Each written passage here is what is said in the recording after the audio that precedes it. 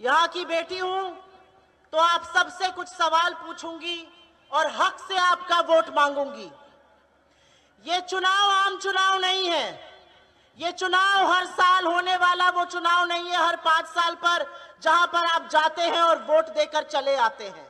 ये चुनाव तय करेगा कि ये देश आपका रहेगा या नहीं रहेगा। ये चुनाव तय करेगा कि क्या ये देश संविधान से चलेगा या ये देश 1 या 2 लोगों की मर्जी से चलेगा।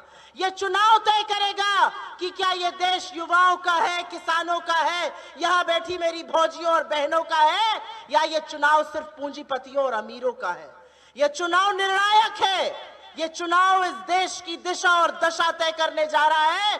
तो अपनी जिम्मेदारी को समझिए, अपनी जिम्मेदारी को, अपने कर्तव्य को, अपने राजनीति को समझिए, क्योंकि रोटी बदलने का वक्त हो चुका है। 6 बार का सांसद यहाँ का, और महाराजगंज का विकास कितना हुआ है? सवाल यह पूछा जाएगा।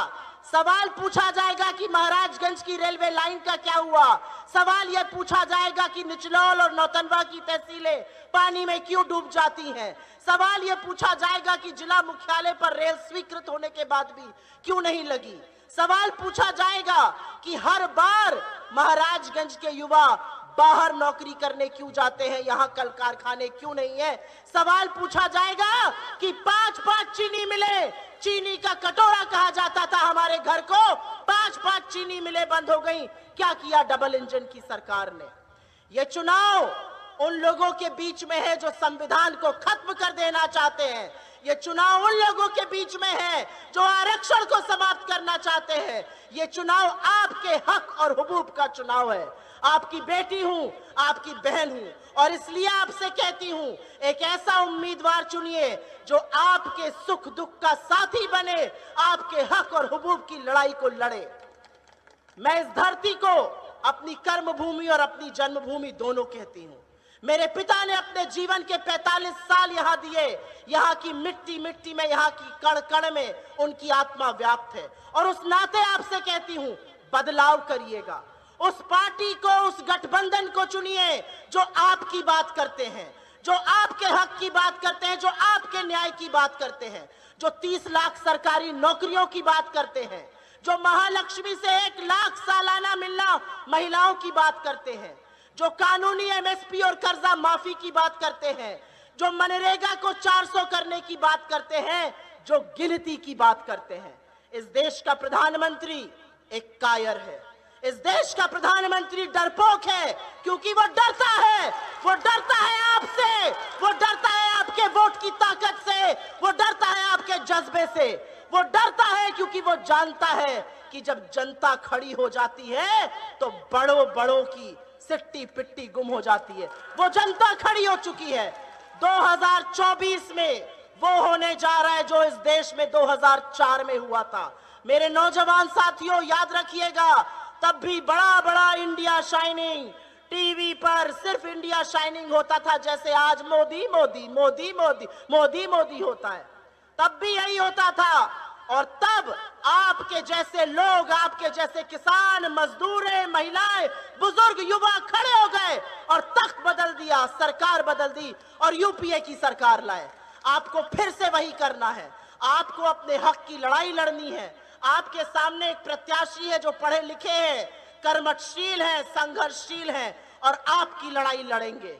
और अगर पंकज चौधरी नहीं तो वीरेंद्र चौधरी उनसे कई गुना बेहतर है, ज्यादा पढ़े लिखे हैं, विधायक है फरेंदा से, और विषम परिस्थितियों में विधायक बने हैं। मैं आपसे हाथ जोड़कर और हक से आपका वोट मांगती हूं, और मैं आपको आपकी ताकत एक बार फिर से याद दिलाऊंगी। यहां पर जितने मेरे नौजवान साथी हैं, याद रखिएगा, तलवारों की धारों पर इतिहास हमेशा बनता है। जिस ओर जवानी मुड़ती है उस ओर जमाना मुड़ता है। खड़े हो जाइए मल्लिकार्जुन खड़गे जी के साथ, एक वो व्यक्ति जिनका 50 साल से ज्यादा तो निर्वाचित सदस्य होने का एक्सपीरियंस है। खड़े हो जाइए राहुल गांधी के साथ, एक वो आदमी, एक वो शख्स जो कन्याकुमारी से कश्मीर पैदल नाप देता है कि यह देश जुड़ा रहे। खड़े हो जाइए उन लोगों के साथ जो समाजवाद को जीवित रखने के लिए आज भी जद्दोजहद कर रहे हैं, लड़ाई लड़ रहे हैं। खड़े हो जाइए अखिलेश यादव जी के साथ। ये लड़ाई निर्णायक है। इस लड़ाई को हम सबको अपनी लड़ाई बन के लड़ना पड़ेगा। महाराजगंज में हर बार पैसे का दुरुपयोग करके, हर बार सत्ता का दुरुपयोग करके एक ऐसा व्यक्ति चुनकर जाता है जो सदन में, तरकारी सब बहुत महंगा हो गया है, रोटी बदलिए नहीं तो रोटी के भी लाले पड़ जाएंगे। मैं जानती हूं आप लोग रात को एक रोटी कम खा के बाबू को पढ़ाती हैं कि बाबू कुछ बन जाए। बाबू जाते हैं, पर्चा लीक हो जाता है, बाबू के लिए रोजगार नहीं है। उस पार्टी को, उस गठबंधन को वोट दीजिए जो 30 लाख सरकारी नौकरी देगा, जो सालाना 1 लाख का स्टाइपेंड देगा, आपके दूध का कर्ज अदा करेगा। मैं हाथ जोड़ के, आप सब ने मेरी बात सुनी, उसके लिए बहुत बहुत धन्यवाद। हमारे बीच में हमारे अध्यक्ष जी हैं, वो अध्यक्ष जी जो हमेशा हर बार नरेंद्र मोदी के झूठों की बोलती बंद कर देते हैं, जिन्होंने नरेंद्र मोदी को झूठों का सरदार ऐसे ही नहीं कहा। मैं चाहती हूं आप उनकी बात सुनिए, इस बार मन बनाइए, बड़ा परिवर्तन करिए और परिवर्तन होके रहेगा। आपका जज्बा, आपका जुनून, आपकी तालियों की गड़गड़ाहट ये बना रही है कि मन आप बना चुके हैं। बस अब 1 जून को जाइएगा और भाजपा को शून्य करके आइएगा। आप सब ने मेरी बात सुनी, उसके लिए बहुत बहुत धन्यवाद। और वीरेंद्र जी के लिए एक लाइन कहकर जा रही हूं, साहस पर एक लाइन कहूंगी आपसे, क्योंकि साहस से ज्यादा मजबूत दूसरी कोई चीज नहीं है। मेरे भाई को जिताइएगा यहां से और याद रखिएगा कि वो साहसी बनकर, वो वीर बनके आपकी लड़ाई लड़ेंगे। वो उस लड़ाई को लड़ेंगे जो वीर लड़ सकते हैं, जो कायरों के बस की बात नहीं है। याद रखिएगा इस बात को। बहुत बहुत धन्यवाद, आपने मेरी बात सुनी। एक बार जोर से मेरे साथ बोलिए, जय हिंद, जय हिंद। बहुत बहुत धन्यवाद।